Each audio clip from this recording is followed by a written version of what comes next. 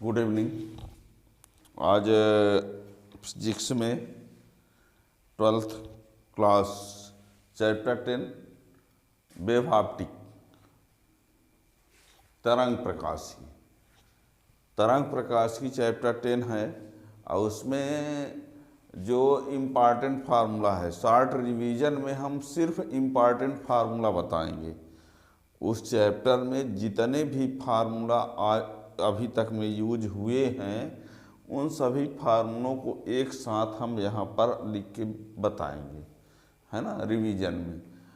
ठीक है। वैसे डिटेल के लिए आप प्लेलिस्ट में आप सब कुछ आप जाके पढ़ सकते हैं। शॉर्ट रिवीजन में सिर्फ हम इम्पॉर्टेंट फार्मूला लिखेंगे, हैं।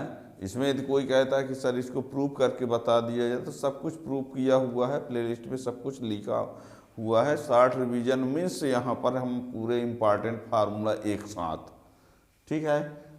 तो और ये बता दें, ये अभी जो हाफ ईयरली एग्जाम होने वाला है, तो इम्पॉर्टेंट क्वेश्चन का भी एक वीडियो आप लोगों को हम बनाएंगे, जिसमें 1 से लेकर के 12 चैप्टर तक का रहेगा, जो कि ये हाफ ईयरली के लिए इम्पॉर्टेंट होगा, है ना। तो चैनल में जो नए हैं चैनल को सब्सक्राइब कर लेंगे, तो जो भी उसका वीडियो बनेगा उसका नोटिफिकेशन मिलता रहेगा।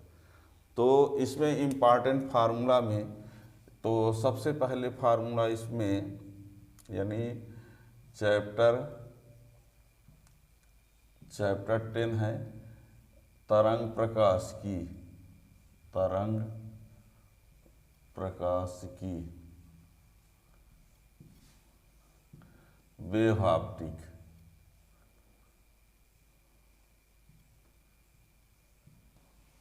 ठीक, वेव ऑप्टिक तरंग प्रकाश की।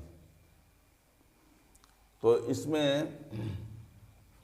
ये तो सबसे पहले इस चैप्टर में जो फार्मूला स्टार्ट होता है, जो फार्मूला इसमें सबसे पहले आता है, तो एक तो ये बता दें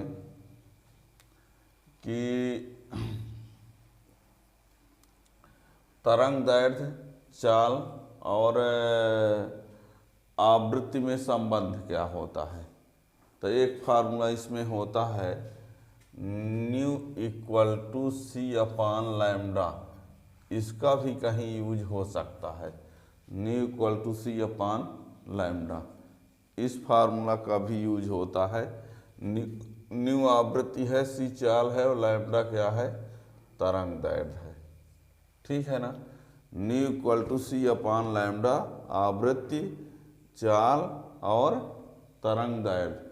इस फार्मूला का भी यूज कहीं हो जाता है इस चैप्टर में। ठीक है। फिर है अध्यारोपण का सिद्धांत। अध्यारोपण का सिद्धांत में y बराबर y1 plus y2 plus y3 plus dash dash, ये अध्यारोपण का सिद्धांत में ये फार्मूला यूज होता है। ठीक है। फिर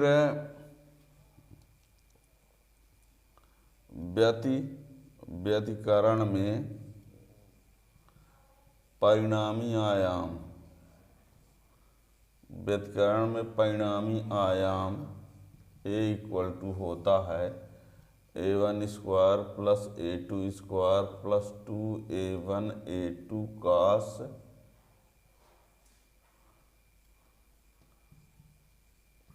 फाई।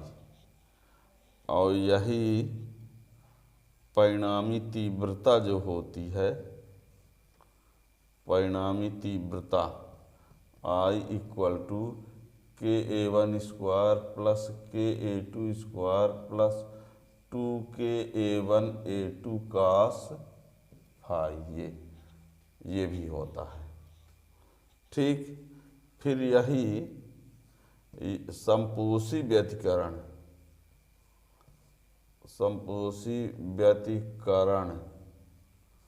में A बराबर होता है A1 प्लस A2 मैक्स यहाँ रहेगा, और I मैक्स इक्वल टू ये होता है I1 plus I2 +2 under root I1 I2, जिसको लिख सकते हैं I greater than I1 plus I2। I max जो होता है I1 प्लस I2 से ग्रेटर होता है।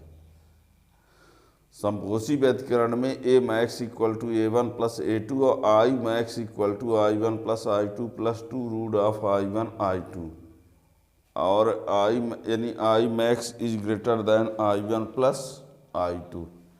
और यही जब विनाशी व्यतिकरण में लिखा जाता है, जब इसी को विनाशी व्यतिकरण में लिखते हैं तो क्या होता है,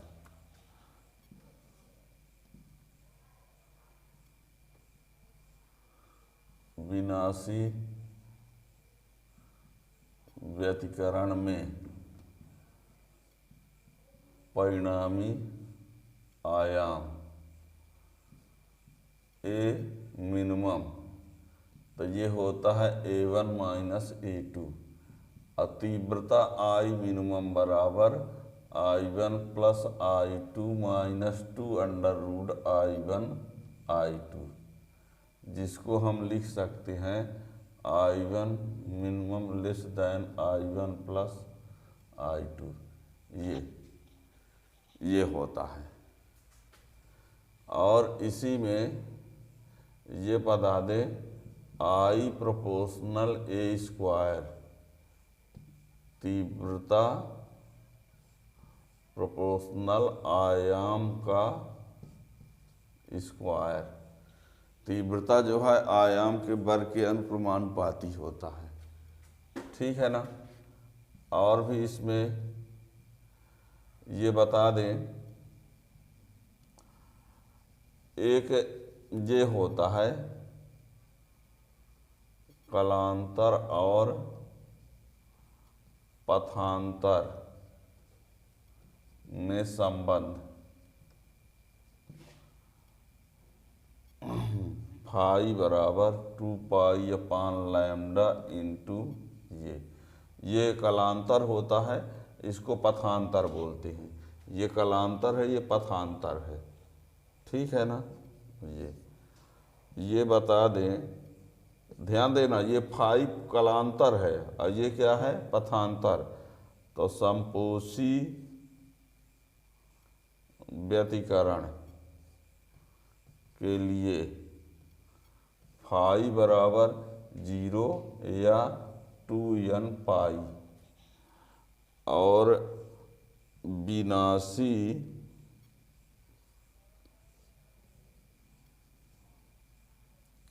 व्यतिकरण के लिए कलांतर 2n-1 पाई ये होता है। और समपोषी के लिए पथांतर लैम्डा बटे 2 का समगुणज, लैम्डा बाई 2 इंटू 2n। और यही विनाशी के लिए यदि कहा जाए, विनाशी के लिए ये होता है लैम्डा बाई 2 और ये 2n-1, ये विनाशी व्यतिकरण के लिए। और समपोषी को दीप्त बोलते हैं और विनाशी को क्या बोलते हैं, अदीप्त फ्रिंज, ये भी कह सकते हैं। दीप्त, इसको क्या बोला जाता है, दीप्त के लिए,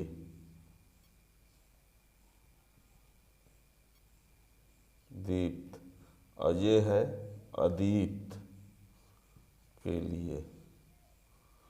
यानी समपोषी का मीन्स दीप्त से है और विनाशी का मीन्स किससे है, अदीप्त, है ना। यानी आप ये कह सकते हैं कि दीप्त फ्रिंज के लिए कलांतर ये होता है, पथांतर ये होता है।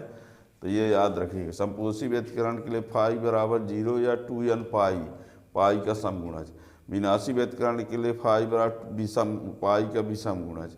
समपोषी के लिए पथांतर लैम्डा बाई 2 का समगुणज।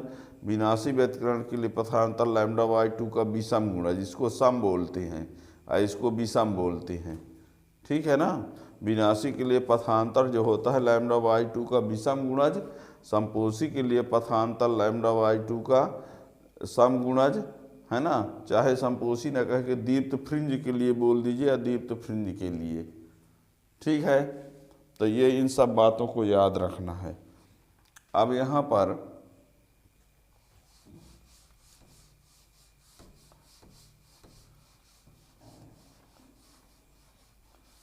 देखिए 13 नंबर में ये बता दे, ये थोड़ा सा I1/I2 इक्वल टू होगा A1² और ये भी होता है इसको Imax/I बराबर A1+A2 का whole square upon A1 - A2 का होल स्क्वायर। और एक ये भी होता है A1/A2 बराबर √Imax प्लस I अधिकतम तीव्रता, और ये √Imax माइनस √I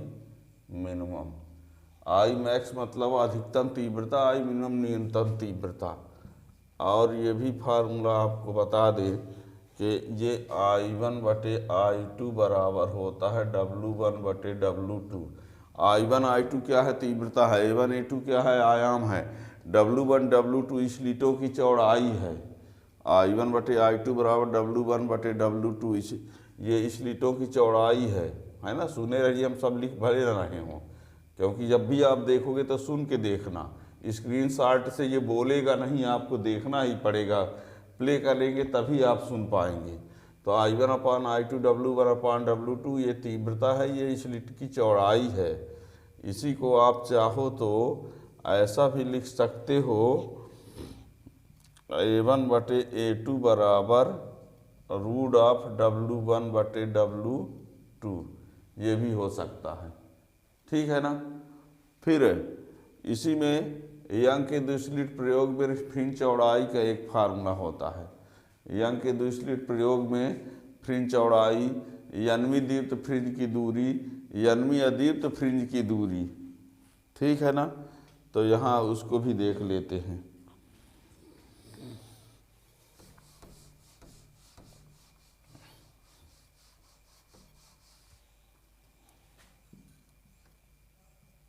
अठारह नंबर, यंग के द्विस्लिट प्रयोग में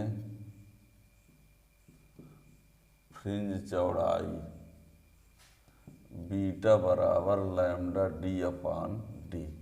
यहाँ पर ये देख लीजिए, इसका डायग्राम में थोड़ा सा ये S है, ये S1 है, ये S2 है। तो यहाँ से यहाँ तक की डिस्टेंस D होता है, और ये डिस्टेंस कैपिटल D, और यहाँ प्रकाश की तरंगदैर्घ्य लैम्डा। ये क्या है? पर्दा है, ये दो स्लिटें हैं, ये स्रोत है ना। तो यहाँ लैम्डा प्रकाश की तरंगदैर्घ्य है, और ये D क्या है? दोनों स्लिटों के बीच की दूरी है। और D क्या है? ये पर्दे के बीच की दूरी। ये क्या है? पर्दा है। ठीक है ना। तो ये फ्रिंज चौड़ाई बीटा बराबर इतना। और ये बता दें केंद्रीय दीप्त फ्रिंज से यन्मी दीप्त फ्रिंज की दूरी n बराबर dλn/D। और यही केंद्रीय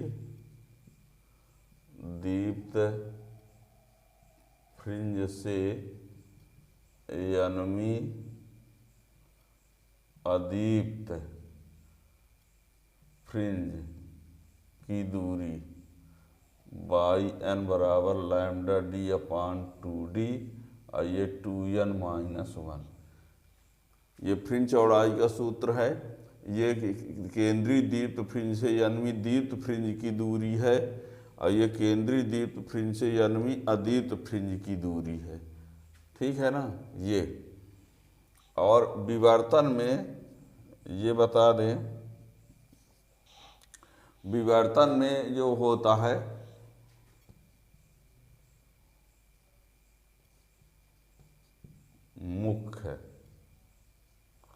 मुख्य उच्चिष्ट की कोणीय चौड़ाई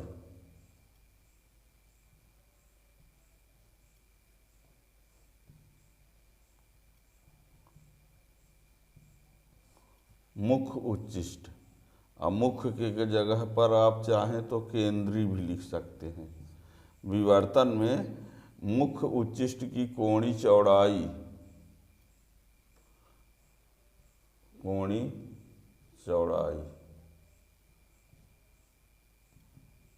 बराबर 2 लैम्डा अपान a होता है। मुख्य कहो चाहे केंद्रीय, मुख्य उच्चिष्ट की कोणीय चौड़ाई, ठीक है, केंद्रीय उच्चिष्ट की कोणीय चौड़ाई। जो लैम्डा क्या है, तरंग दैर्घ्य है। ए क्या है, स्लिट की चौड़ाई। ए क्या है यहाँ पर, स्लिट की चौड़ाई, लैम्डा तरंग दैर्घ्य। और मुख्य उच्चिष्ट की अर्धकोणीय चौड़ाई, इसी का लिख दिया जाए अर्धकोणीय चौड़ाई। अर्धकोणीय चौड़ाई तो ये थीटा लगभग बराबर होता है लैम्डा अपान ए, अर्धकोणीय चौड़ाई। और यही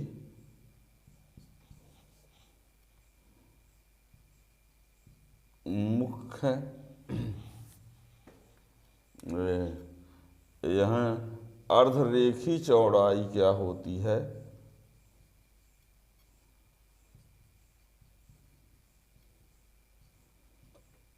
x बराबर f लैम्डा अपान ए।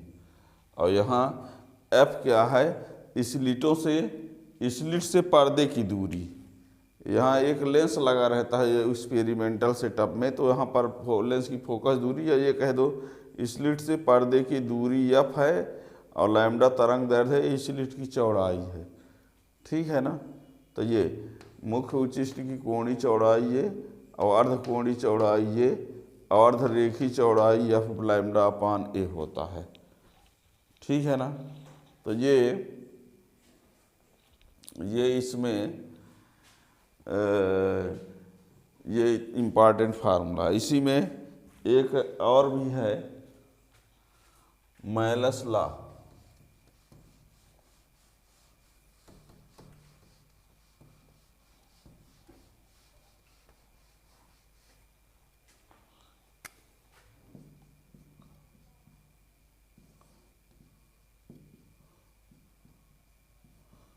मैलस का नियम I equal to I naught cos square theta.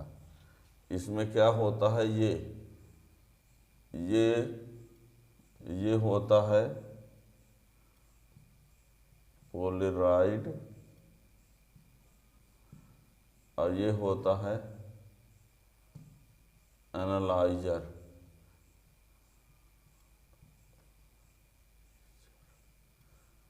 विश्लेषक बोलते हैं, पोलराइजर और विश्लेषक। तो इसमें क्या होता है, ये इन दोनों के बीच का ये कोण होता है। पोलराइजर और एनालाइजर के, पोलराइड और एनालाइजर के बीच का ये कोण है।